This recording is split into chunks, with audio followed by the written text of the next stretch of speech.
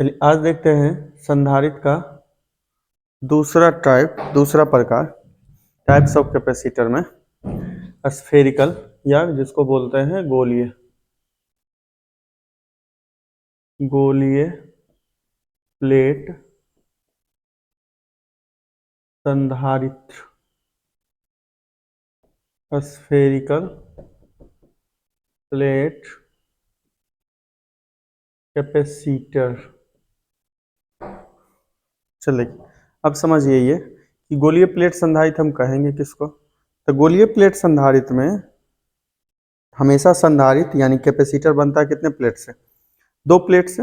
इसमें भी दो प्लेट होगा ही, एक पे प्लस होगा दूसरे पे माइनस होगा, लेकिन दोनों जो होगा वो समकेंद्रीय होता है। समकेंद्रीय होता है, ठीक है, मतलब दोनों का जो सेंटर होता है वो सेम होता है, ठीक है।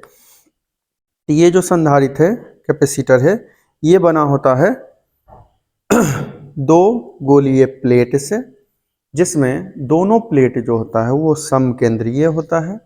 उसमें एक पे प्लस का चार्ज होगा मतलब धनावेशित होगा और दूसरा जो होगा वो ऋणावेशित होगा। धनावेशित वाला जो है वो संग्राहक बनेगा, जबकि ऋणावेशित वाला हमेशा क्या होता है? भुद्रित होता है, मतलब जमीन से जुड़ा हुआ है, ठीक है।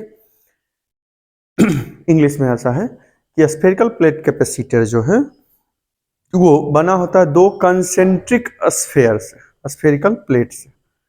कंसेंट्रिक उसको कहते हैं जिसमें दोनों का सेंटर सेम होगा, दोनों का सेंटर सेम होगा, ठीक है। और दोनों का सेंटर सेम होने पे एक जो होगा पॉजिटिवली चार्ज होगा और दूसरा जो होगा वो निगेटिवली चार्ज होगा, ठीक है। अब उसमें से जो पॉजिटिवली चार्ज होगा वो कलेक्टर होगा, जबकि दूसरा जो निगेटिवली चार्ज प्लेट होगा वो कहलाएगा कौन सा? कंडेंसर, जो हमेशा ग्राउंडेड होता है। अब इसमें आपको कहीं भी ये नहीं बताया जाएगा, ये दो तरह का होता है। जब हम इनर प्लेट को यानी कि अंदर वाले प्लेट को भुद्रित करते हैं, या जब हम आउटर प्लेट को यानी कि जब बाहर वाले गोले को भुद्रित करते हैं तब, ठीक है। समान रूप से कहीं भी आप बुक वगैरह में भी पढ़िएगा तो केवल यही लिखेगा जब बाहर वाला भुद्रित होता है यानी कि आउटर प्लेट जो है वो ग्राउंडेड रहता है तब। तो समझिए ऐसा है, दो कंसेंट्रिक स्फीयर बनाए, ठीक है। अभी हम पढ़ रहे हैं जब आउटर स्फीयर जो है वो ग्राउंडेड रहेगा तब, यानी कि जब बाहरी गोले को भुद्रित करेंगे तब। दोनों का सेंटर सेम है, रेडियस अलग अलग मान लेते हैं, इसका एक R1 है और बाहर वाले के लिए रेडियस यानी कि त्रिज्या R2 है। सेंटर दोनों का सेम, ठीक। अब क्या है? बाहर वाले को भुद्रित करना है, मतलब ग्राउंडेड करना है। तो बाहर वाले को जब ग्राउंडेड करेंगे हम, इसका मतलब इस स्वाभाविक न हो गया कि इस पे माइनस का चार्ज हुआ, क्योंकि ग्राउंडेड यानी कि भुद्रित हमेशा कौन होता है? जिस पे कैसा आवेश होता है? माइनस का चार्ज होता है। तो ये माइनस क्यों होगा और इस पे कैसा? प्लस क्यों होगा? ये मान लीजिए अंदर वाले प्लेट को A बोल रहे हैं और बाहर वाले प्लेट को B बोल रहे हैं, ठीक है। अब इसका पोटेंशियल, क्योंकि हमें धारिता निकालना होता है, मतलब कैपेसिटी निकालना होता है। और C का पहले ही आपको बताया कि हमेशा आपको क्या एक ही फॉर्मूला लगाना है, C = Q/V। इसमें हमें V का आंसर सिर्फ बनाना होता है, V बना लिए, उसमें C = Q/V रख दीजिए, आंसर बन जाएगा। ये तब काम बना रहे हैं जब बाहर वाला स्फीयर जो है वो ग्राउंडेड होगा तब, यानी बाहरी गोला भुद्रित होगा तब। अब समझिए इसका, पहले V1 समझिए। V1 किसका मान रहे हैं? जो प्लेट A है यानी कि धनावेशित है, इसकी सतह पे यानी कि इसके सरफेस पे अगर पोटेंशियल जो हो वो V1 हो, यानी कि विद्युत विभव जो हो वो V1 हो, तो V का हम सूत्र जानते हैं, क्या होता है? 1/4πε0। V जो होता है वो होता है क्या? 1/4πε0 × Q/R, ये होता है फॉर्मूला। अब इसके लिए समझिए तो चार्ज प्लस, और इसके लिए जब सरफेस पे आइएगा, सतह पे आइएगा, तो उसके लिए रेडियस कितना होगा? R1 होगा। तो V1 अगर है पहले प्लेट के लिए A के लिए, तो A का फॉर्मूला क्या हो जाएगा? 1/4πε0 Q/R1। ये फर्स्ट इक्वेशन हो गया, ठीक है। प्लेट A का विद्युत विभव यानी कि प्लेट A का पोटेंशियल। इसी तरह सिमिलरली करके दूसरे प्लेट का यानी कि इसी प्रकार करके प्लेट B का बनाते हैं, उसका V2 मान लेते हैं। तो V2 का आंसर क्या बनेगा? 1/4πε0। जब विभव बनाते हैं, इलेक्ट्रिक पोटेंशियल बनाते हैं, तो चार्ज प्लस में तो पोटेंशियल प्लस में, मतलब चार्ज आवेश धनावेशित होगा तो विभव भी धनावेशित होता है, आवेश माइनस में होगा तो विभव भी ऋणावेशित होगा। ठीक है, क्योंकि विद्युत विभव अदिश राशि है और अदिश राशि में कोई दिशा नहीं होता। यही जब विद्युत क्षेत्र हम लिखते हैं, इलेक्ट्रिक फील्ड लिखते हैं, तो पॉजिटिव चार्ज होता है तो उसके लिए लिखते हैं कि बाहर की तरफ डायरेक्शन होगा, दिशा होगा, और जब निगेटिव चार्ज होता है यानी कि ऋणात्मक आवेश होता है तो उसके लिए लिखते हैं कि दिशा किस तरफ, अंदर की तरफ होगा, यानी कि इनवर्ड होगा। ठीक है, यहाँ पे माइनस है तो माइनस R2, ये सेकंड हो गया। ठीक है, अब टोटल पोटेंशियल अगर इस कैपेसिटर का, स्फेरिकल प्लेट कैपेसिटर का भी हो तो V इज इक्वल टू कितना आंसर बन जाएगा, V1 प्लस V2, दोनों का वैल्यू रख दीजिए, ऐड कर लीजिए, जोड़ लीजिए, Q by R1 plus 1/4 pi epsilon not minus Q by R2, दोनों में कॉमन आपको दिख जाएगा क्या क्या, 1/4 पाई epsilon not into Q common, यहाँ 1/R1 plus minus minus 1/R2। ठीक है, अब आइए 1/4 पाई एप्सिलॉन नॉट गुने Q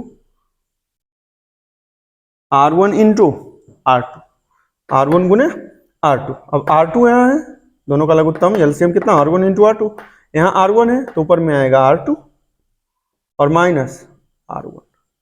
ये हो गया आपका इक्वेशन थर्ड। ठीक है, पहले प्लेट ए का निकाले, दूसरी बार प्लेट बी का।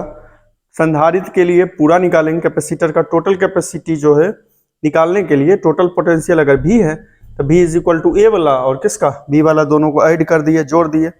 जोड़ने के बाद इतना आंसर अभी हमारे पास आ रहा, 1/4 पाई एप्सिलॉन नॉट गुने Q R2 minus R1 by R1 into R2। ठीक है, अब हमें V नहीं बनाना होता, हमें बनाना होता है कैपेसिटी यानी कि धारिता, और धारिता के लिए हम सूत्र जानते हैं कि C बराबर होता है Q बटे V, Q बाई V।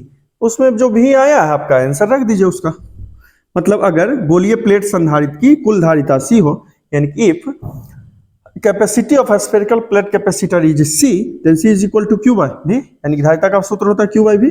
तो Q, अब V का सूत्र जो है वो मतलब V जो बनाए अभी आप, 1/4 पाई epsilon not Q R2 minus R1 by R1 into R2।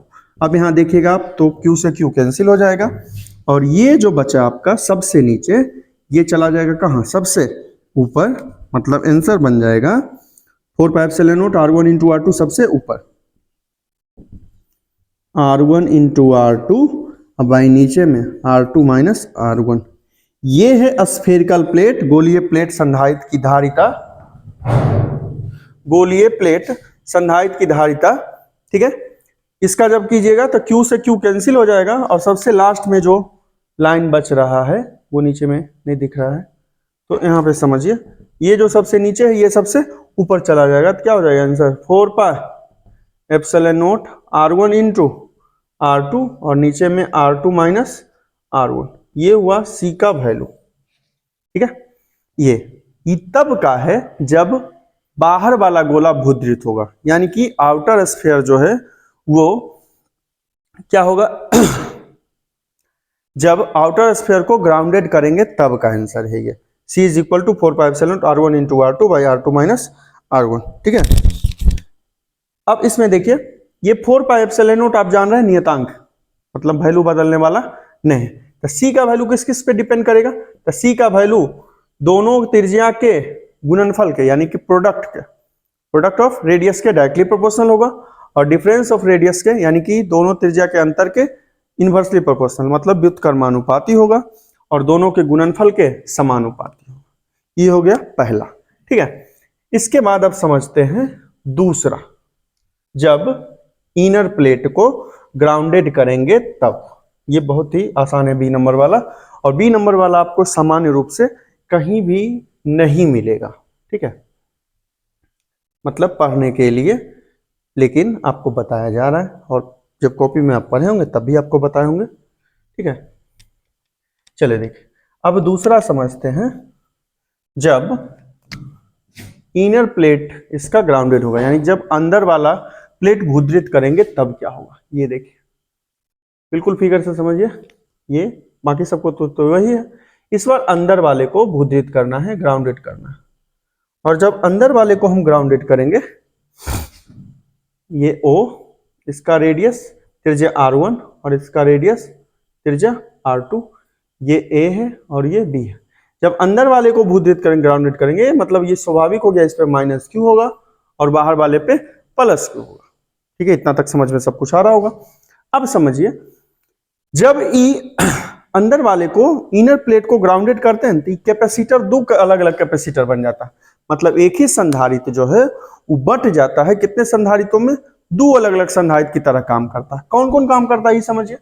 पहला संधारित्र काम करता है प्लेट ए और प्लेट बी के कारण से, मतलब ऋणावेशित प्लेट और धनावेशित प्लेट के कारण से, ठीक। और दूसरा संधारित्र जो काम करता है वो तब काम करता है जब ई बाहर वाला गोला जो है, यहां से जब ये समझिए तो ई तार को यहां से ले जाइएगा तो इससे बिना जुटे हुए ही चल जाएगा कहीं, इससे तो खुद ही कनेक्ट हो जाएगा, मतलब स्वतः जो है आउटर प्लेट ग्राउंडेड हो जाता है, मतलब पॉजिटिवली चार्ज वाला जो बाहर वाला प्लेट है वो खुद ही ग्राउंडेड हो जाता है, भूद्रित हो जाता है, इस कारण से काम करता है। तो दूसरा जो संधारित्र तो केवल बाहर वाले प्लेट के लिए काम करता है, इसके लिए। अब पहला संधारित्र कब काम कर रहा है, जब ई प्लेट ए और दूसरा प्लेट कौन सा, बी, मतलब पहला कैपेसिटर दोनों प्लेट के कारण से बना, जबकि जो बाहर वाला प्लेट है पॉजिटिवली चार्ज, उसके कारण से दूसरा कैपेसिटर काम करता है। तो अब इसमें समझिए कि जो दोनों प्लेट के कारण से बना उसका अगर कैपेसिटी C1 है तो C1 तो अभी तुरंत ही पढ़े कि दो प्लेट के कारण से जो वैल्यू बनता है वो क्या होता है, 4 pi epsilon not R1 into R2 by R2 minus R1, ये जो दोनों प्लेट के कारण से कर रहा है, A और B के कारण से। दूसरा समझिए, जो बाहर वाले प्लेट के खुद ही ऑटोमेटिकली, ठीक है, ये ग्राउंडेड हो जाएगा, खुद ही जुड़ जाएगा, इस कारण से काम करेगा। और सिर्फ गोलीय प्लेट संधारित्र के कारण से हम पीछे पढ़े हैं, सूत्र होता है 4 pi epsilon not into R। जब कोई गोला होगा उसके लिए धारिता का सूत्र ये होता, ठीक है, गोलीय चालक प्लेट के कारण से। तो C2 ये, तो C2 कितना हो जाएगा, 4 पाई एप्सिलॉन नॉट इंटू इसके लिए त्रिज्या यानी कि रेडियस कितना है R2, और टोटल कैपेसिटी अगर C है तो C is equal to C1 plus C2, रख दीजिए value 4 pi epsilon not R1 into R2 by R2 minus R1, अब plus 4 pi epsilon not into R2, ठीक है। अब दोनों में कॉमन आपको क्या दिख रहा है, 4 pi epsilon not into R2 common हो जाएगा दोनों में, तो यहां क्या बचा, ऊपर में R1, नीचे में R2 माइनस R1 प्लस 1, हो गया इतना। अब इसका फिर एलसीएम ले लीजिएगा, एलसीएम लीजिएगा तो क्या बन जाएगा आपका, चलिए एलसीएम लेने के बाद हो जाएगा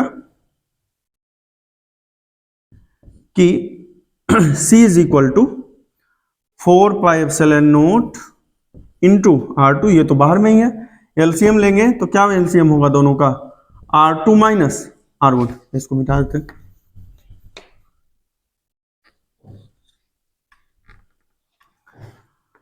ये R2 माइनस R1 दोनों का एलसीएम लघुत्तम, यहां तो R2 माइनस R1 पहले से था तो R1, और वहां पे 1 है तो 1 से ये जाके इंटू हो गया, R2 minus R1, R1 minus में R1 प्लस में क्या बचा, 4 pi epsilon not R2 into R2 by R2 minus R1, यानी कि C का फॉर्मूला हो गया 4 पाई एप्सिलॉन नॉट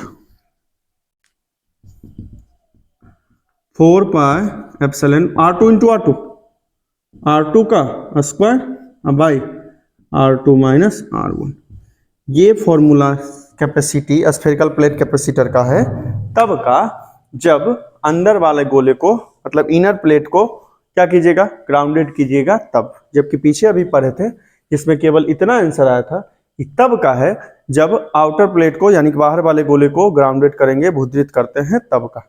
अब इसमें पढ़िएगा तो यही सूत्र है, यही फॉर्मूला है, ये भी सिर्फ यहाँ पे इसमें जब आउटर इनर वाले को करिएगा, अंदर वाले को कीजिएगा, ये R1 को भी R2 से बदल दीजिए, तो R2 इंटू R2 का स्क्वायर, और नीचे में तो वही फॉर्मूला फिर आ रहा है। इसमें अगर लिखेंगे तो C का वैल्यू आउटर प्लेट के रेडियस के यानी कि बाहरी गोले की त्रिज्या के वर्ग के समानुपाती होता है। और ये वाला तो पीछे भी था, दोनों की त्रिज्या के डिफरेंस के यानी कि अंतर के दोनों के रेडियस के इनवर्सली प्रोपोर्शनल होता है। तो ये था आपका कौन सा गोलीय प्लेट संधारित्र, स्फेरिकल प्लेट कैपेसिटर। अब कैपेसिटर में एक है सिलिंड्रिकल यानी कि बेलनाकार प्लेट संधारित्र, ये अगले दिन पढ़ते हैं।